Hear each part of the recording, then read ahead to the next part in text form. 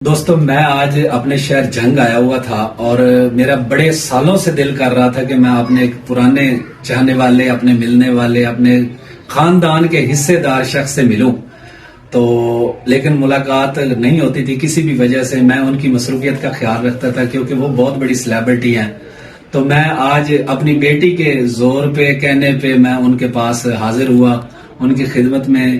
چاچو ہمارے ظہور احمد لوہار صاحب، ہمارا بچپن ان کے قدموں میں گزرا اور جوانی ان کے قدموں میں گزر رہی ہے۔ ہم نے ان سے بہت کچھ سیکھا اور جو آج کی سپیشل ملاقات ہے نا، اس نے تو میرا دل جیت لیا۔ ایسے لگ رہا ہے جیسے آج میں نے 20 سال پہلے دکان کا شٹر نیچے کیا ہے اور چاچو میری دکان سے چائے پی کے باہر نکلے۔ ایسی ملاقات ہوئی ہے اور مجھے بڑا مزہ آیا۔ چاچو جی آپ کو بہت شکریہ، آپ نے ٹائم دیا۔